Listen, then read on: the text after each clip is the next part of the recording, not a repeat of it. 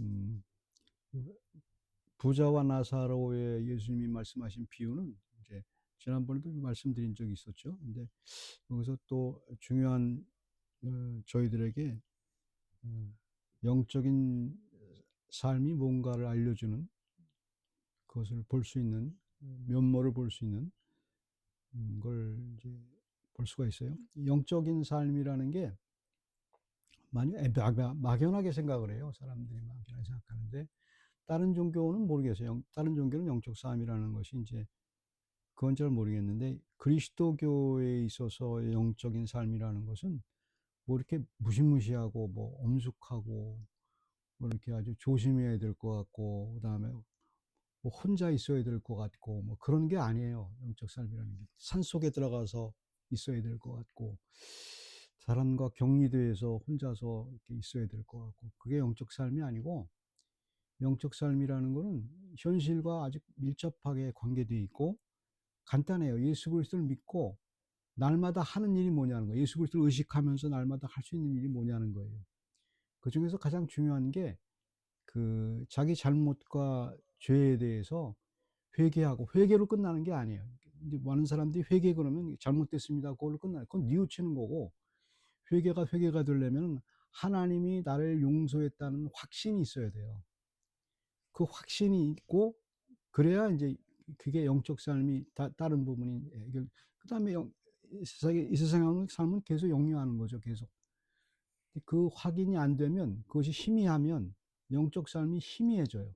희미해지고 그래서 그게 믿은 사람도 이제 가장 우리가 고민해야 될 부분이 하나님이 나를 용서해 줬다는 확신을 그것을 느낄 수 있어야 돼요. 느끼고 그 말씀에서 그걸 받아들여야 돼요. 여러 가지 상황에서 그래야 이제 그 영적인 삶에 있어서 이제 아주 커다란 베이스가 돼요. 그게 다른 종교는 달아요. 그런데 이제 여기서 이제 그 부자와 나사로의 비유에서 이제 부자는 영적 삶을 이제 그 삶을 우리가 주잖아요. 이제 항상 우리는 여기서 볼 때 부자는 부자고 잘 호화롭게 살았고 그 거지같이 산 그 나사로를 자꾸 비교를 하잖아요. 그것이 이제 우리 눈을 뺐는데 그 영적인 삶에 대해서 영적인 삶은 부자로 살든 가난하게 살든 상관이 없어요. 그건 아무 상관이 없는 건데 근데 여기서 왜 그 표현을 했는가가 중요해요. 예수님이 비유를 사용하실 때는 항상 그 당시의 상황을 얘기를 해줘요. 그 당시 상황을. 그러니까 지금 상황에서 그 예수님의 비유를 이해하려면 그 당시 상황에서 왜 예수님이 이 사람을 사용했고 이 인물들을 사용했는지를 그 역사적인 배경을 통해서 잘 관찰을 해야 돼요.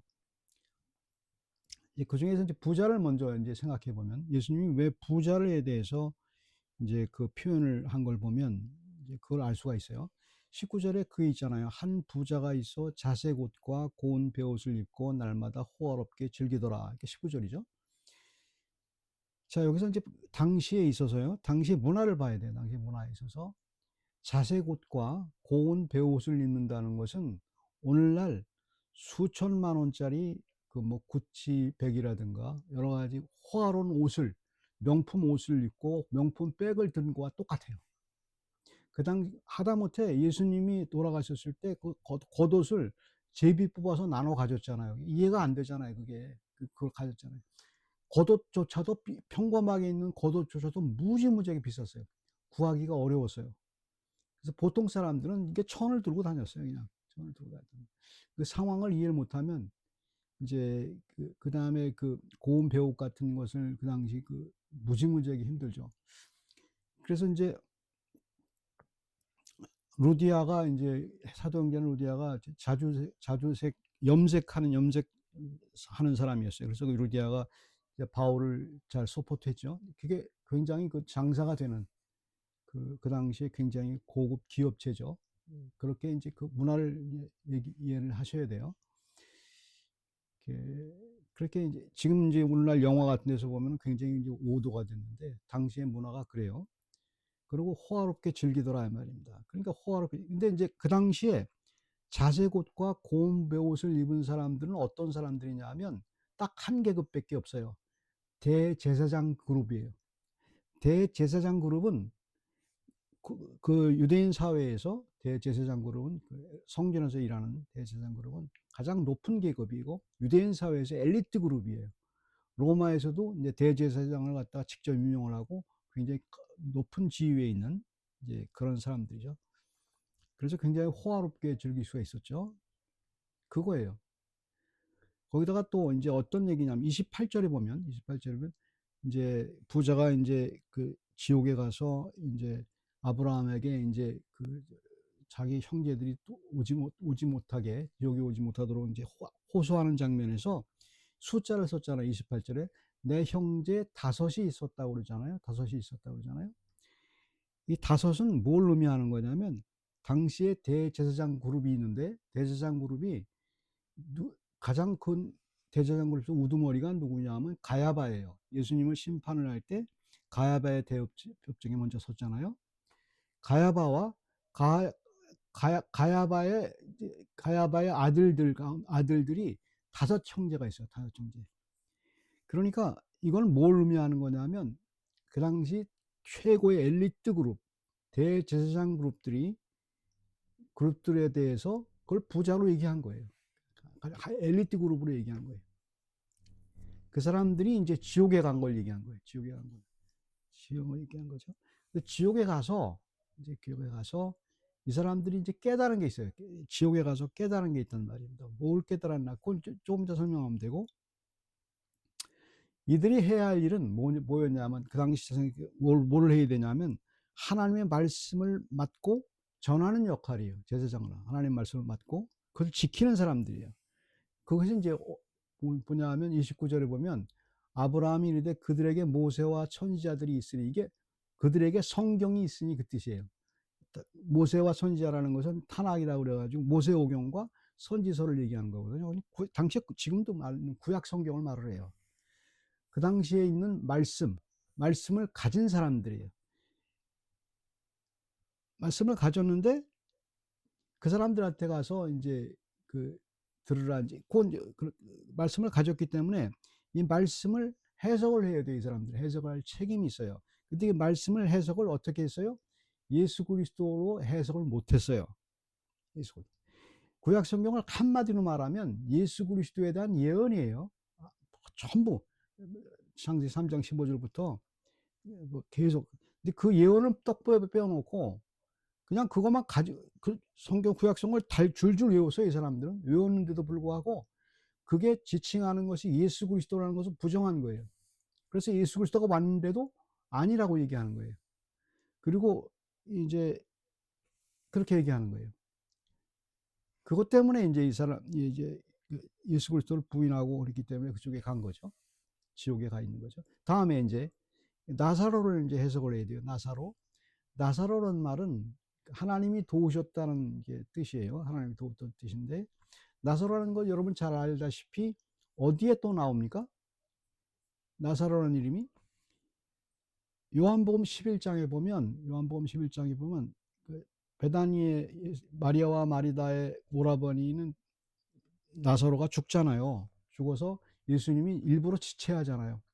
가서 살릴 수 있는데도 가서 무덤에서 부활하잖아요. 살려내잖아요. 살려내니까 그 나사로와 똑같잖아요. 완전히 하나님의 도움으로 죽음에서 사망의 생명을 일으켰잖아요. 그런데 재밌는 거는 그 당시 대제사장 그룹은 이 다섯 형제인 이 사람들은 어떻게 생각했냐면 그걸 봤음에도 불구하고 어떻게 하려고 그랬어요? 요한복음 12장 9절에서 11절까지 보게 되면 그 나사로를 살려낸 나사로를 죽이려고 했어요. 증거를 없애려고. 그러니까 이 사람들은 기적을 보면서도 기적을 인정을 안 해요. 기적을 인정을 안 하는 사람들이에요. 우리 같으면 기적을 봤으면 인정할 것 같은데 인정 안 해요. 그게 그러니까 이게 무서운 거죠. 그래서 이게 이 사람들이 이제 실패한 게 바로 그렇게 된 거죠. 그러면 이게 어떤 이제 관계가 있느냐 하는 거죠. 자, 30절에 보면 이르되 그렇지 아니하이다. 아버지 아브라함이여 만일 죽은 자에게서 그들에게 가는 자가 있으면 회개하리이다. 이게 나사로를 얘기하는 거예요. 나사로. 나사로를 얘기한 거예요. 그러니까 나사로는 부자가 나와 가난한 사람이 있었잖아요.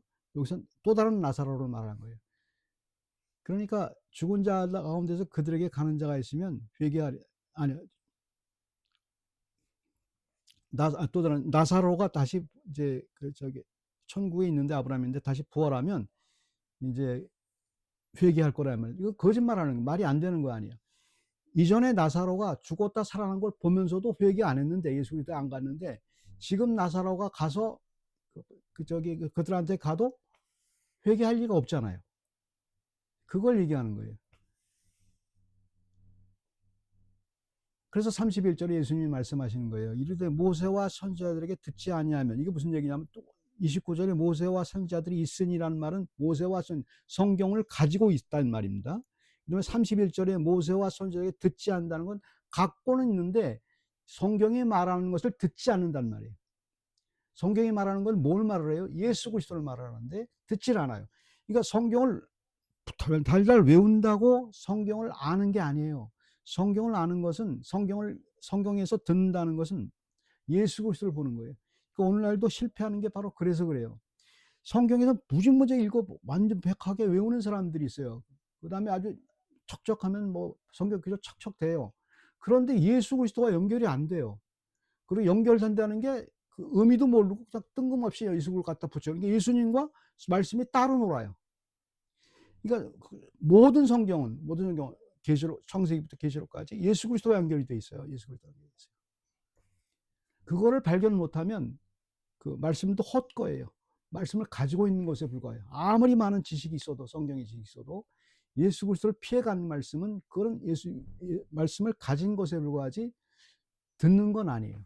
하나님의 말씀은 듣는 거지 갖는 게 아니에요. 그래서 이게 사람들은 가지려고만 그래요. 욕심이 많아가지고 막 몰라. 그것도 괜찮은 거죠. 가지려고만 하는 것도 괜찮은 거죠.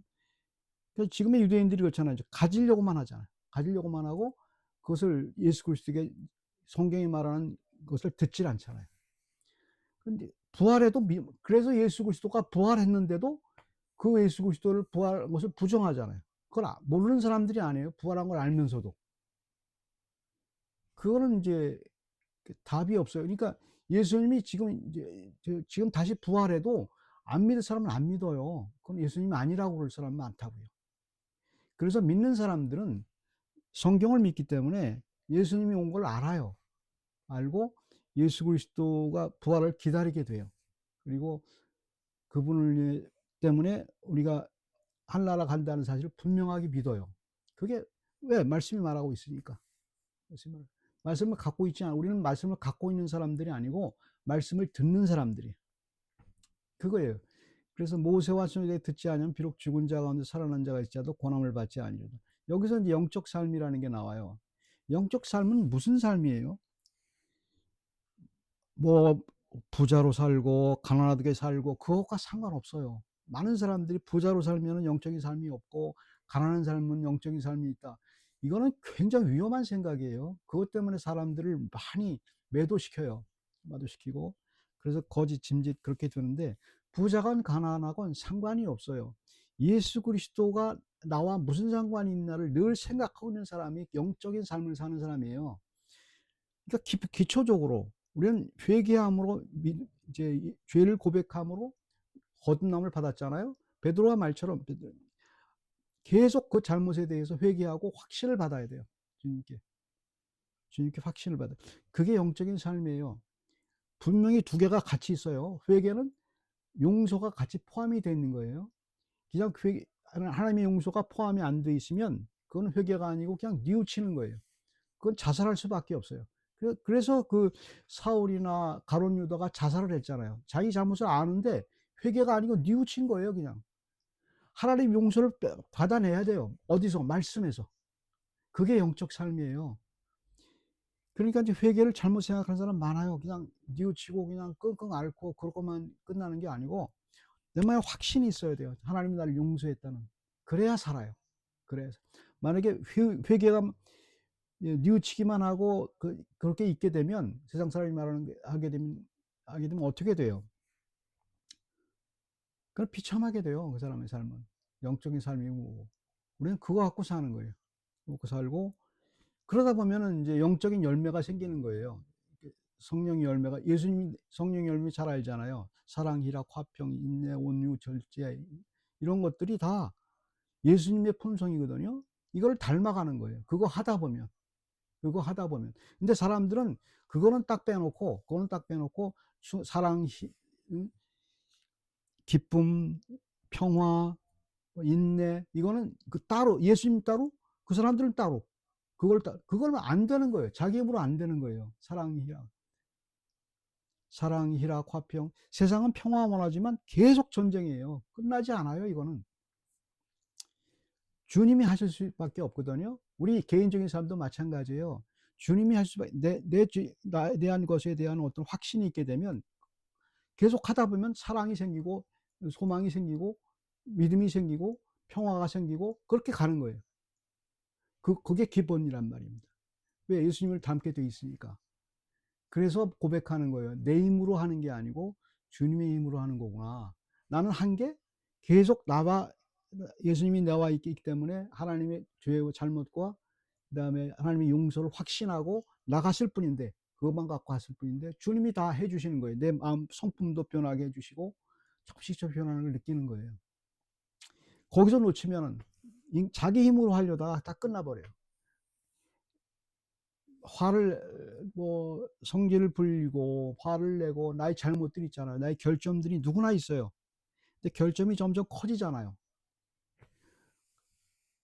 그게 자기 힘으로 안 돼요. 그게 자기 힘으로 안 된다고 하면 또 실수하고 그렇게 돼요.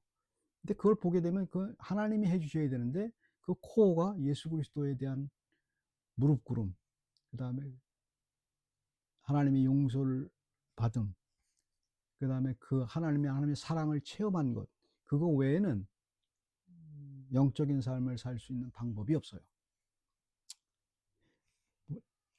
나사로는 비록 힘들게 살았어도, 부자의 상에서 나오는 그것을 먹고 아주 힘들게 살았어도 그 영적인 평안을 가졌다는 걸 알 수가 있죠. 왜? 그는 회개했다는 것이 증명이 되잖아요. 회개했기 때문에, 하나님 용서를 경험했기 때문에 거기 갔다는 사실을, 천국에 갔다는 사실을 여기서 그 배경에서 증명하잖아요. 같이 기도하겠습니다. 사랑의 하나님, 저희들이 영적인 삶을 살려고 할 때 주님과 따로 떨어져서 저희들의 인격 도야를 위해서 그렇게 하는 것처럼 그렇게 헛된 몸부림을 쳤습니다. 내 힘으로 하는 것 같고 주님이 나를 도와주지 않는 것 같은, 당연히 내 힘으로 하면 안 되는데 그렇게 생각하고 살았던 사람들입니다. 하나님 아버지, 주님께서만 하실 수 있습니다. 저희들의 삶의 모든 문제뿐만 아니라 저희들이 갖고 있는 여러 가지 힘든 것들이 다 주님이 인도하시고 사랑하시는 그 손안에 있다는 사실을 저희가 믿습니다. 감사하고 예수 그리스도 이름으로 기도드립니다.